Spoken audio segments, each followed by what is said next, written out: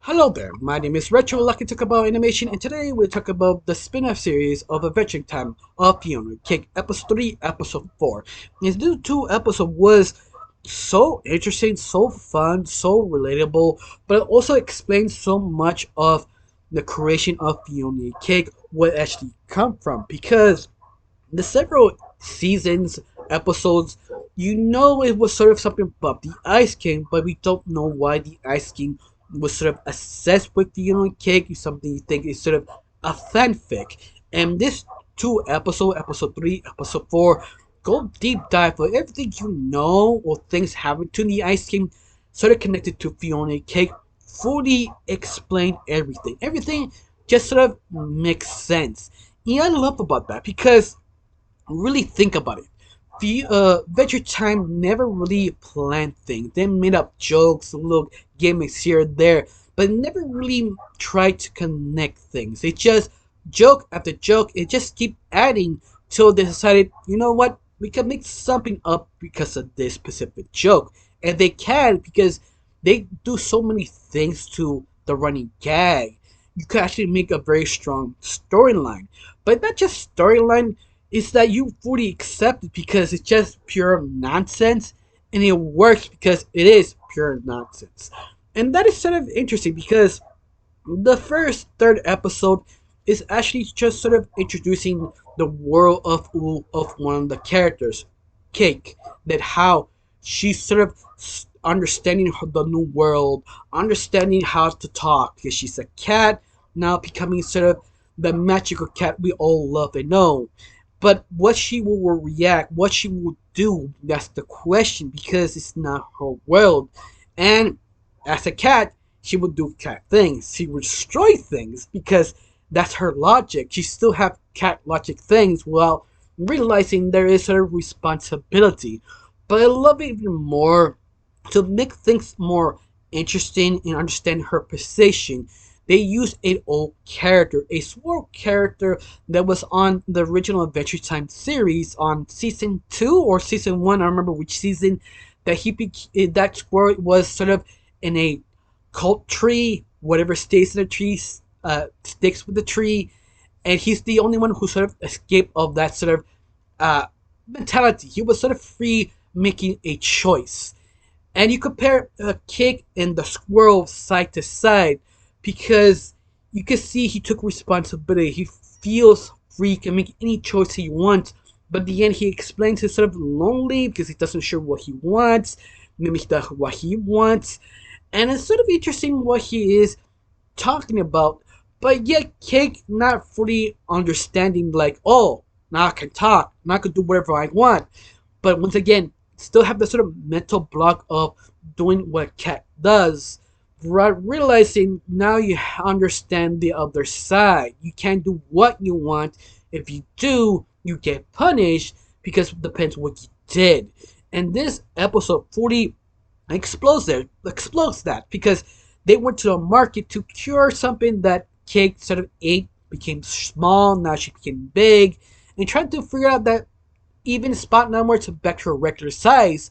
But because she's a cat, she rip, eat, destroy things, things that are actually alive, not alive, and it's sort of scary and freaking out. Like, why everybody's angry? Because she still have cat logic. She's still not realizing everything she does not belong to you. You can't jump to things you not know that actually are things are, especially on the land of Ooh, because everything is alive. Everything can kill you. That she not fully realized she had to readjust her mannerism, understand the rules, what she not do. Yeah, I thought it was sort of interesting how she sort of deal with it. That she was super happy, made a great sort of song about it. I mean, that song was pretty good, pretty nice. Till the village flea market took her down and arrested her and humiliated her because they destroyed everything they have. It's sort of fair. You didn't feel guilty. It's sort of she not yet fully realized it till you move to Fionna because during that time Fionna was sort of sad, doesn't know what to do till Simon bring her back his world by accident, trying to get Betty. But once again, he doesn't understand why he keeps getting other characters, but he wants Betty. And Fiona sort of lost, confused for a second, but she only wants her cat back. And she sort of accidentally find Cake, and she took down all the people trying to hurt her, but not realizing she sort of deserved what she did. And she's pretending, not pretending, she's sort of alluding that, oh, I could be a heroine. I could do this all day, but not fully realizing Alana Wu is a very dangerous place. It's magical, but everything can kill you. Everything is 10 times stronger. Of course, the reason why she defeated all the sort of villagers is because they all salespeople. They're not fighters. They're not explorers. They're just weak little vegetables who like to sell and buy stuff to survive.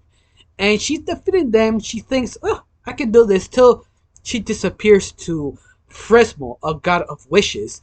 But I love it how Fresmo sort of break down the lore of Finnick, Finnick Cake, that he is the creator of Finnick Cake. The reason why he created it, that's because it was bored. I think that sort of question why I make wishes, but I don't make my own wishes. That he knows that he shouldn't make the wish because there's sort of rules he shouldn't have. Because every time he make a wish, he had to create a new world to fit that wish that the person wishes. And I thought it was sort of fascinating that the reason he made it is because he was bored. He doesn't know what to do. But this is also explains so much things of the creation of Fionna Cake, that he sort of asked the Ice King to create this specific role on his own head because he has a lot of space on his own head because he's magical. But Simon say yes, but not fully understanding why. And this is the reason why he has sort of dreams of Fionna Cake, her adventures, her magical exploits, why he was obsessed, why he wrote the books, what he want them to make real, that he knows is real, but yet he sounds crazy because he is the Ice King.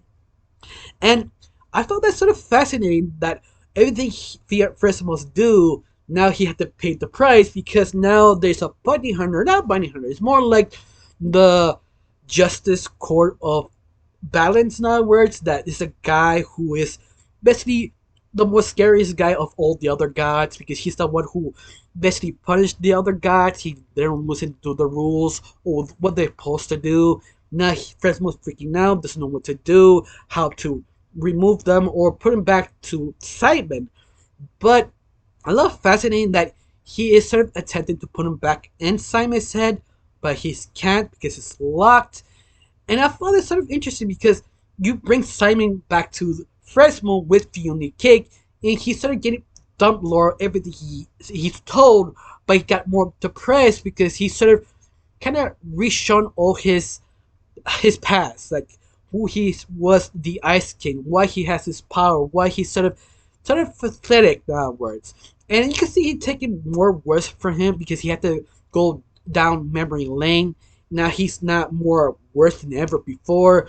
Now Fred was sort of freaking out, trying to understand what to do with them.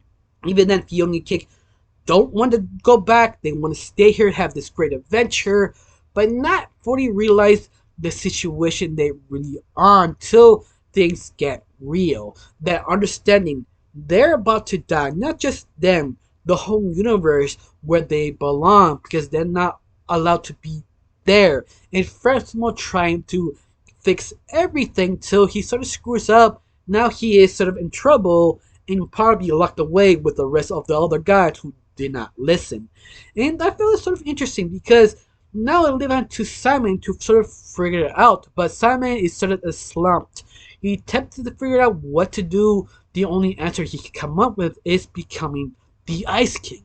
And I thought that's sort of interesting because yeah, it's the only way to fix it, become the Ice King. But becoming the Ice King, that means he had to become crazy. But even that, avoid the feeling of dread, avoid his sort of situation that he has nothing to live for. That he's sort of, once again, running away from his own problems, becoming the Ice Kingdom. And I thought that's sort of fascinating. But he does it to save Fionna Cake. At least that's Fionna Cake sort of thinks what the Simon is doing. that if you the viewer you seen the original series, see how he is, you realize no, he is running away. He is choosing to be the Ice King, maybe to bring his loved one back to his reality. But that could be impossible. He had to really think about the things he must do to actually do it. Yeah, I wonder what's gonna happen next on the next other episode, because then they did a cliffhanger. They jump a different universe, but you don't know which universe they actually jump. And I thought that's sort of interesting. But even that, I feel this season is the season what people wanted on season 5 of Adventure Time. If you don't know, or sort of the sort of dread or disappointment on season 5, that we all wanted the universe hopping adventure they sort of promised, but they just did one episode and reset it to being normal. And that's the reason why you have Frank, Princess, and Finn, because that was sort of option 2. Instead, the grand adventure there. They sort of promised but never deliver. And this is the thing I think everybody wanted to see: Finn and Jake and Simon just jumping to universe to see the new world, to see a different aspect of themselves. You're getting that, but using not Finn, Fionna and Cake instead. And I thought that's sort of interesting, especially what you can do with that. To see how Fiona and Cake sort of grow and realize, and yeah, you can't pretend to run away. You can't run away to anything, because that's where we go. There always are rules and responsibilities you must take. Yeah, I wonder if they would go that direction, because in these 2 episodes, Fiona and Cake are being a little asshole-ish. I mean, let's face it, they're being a little bit unlikable because they're being a little bit selfish, especially Simon being selfish, being dread, and I'm wondering they will explore even diving more on the next 2 episodes, because Fiona can start to realizing maybe this was a mistake, because they do understand the universe, their friends and family will die if they get caught. And I wonder that they could be leaning on diving more. I don't know. But I found this fun and interesting, and see where it goes next. Now I have one question: how you felt about these 2 episodes? Do you like it? Do you hate it? Tell me down below. Let me know. I got nothing else to say. Just thanks for watching. Don't forget to subscribe and have a wonderful day. Bye.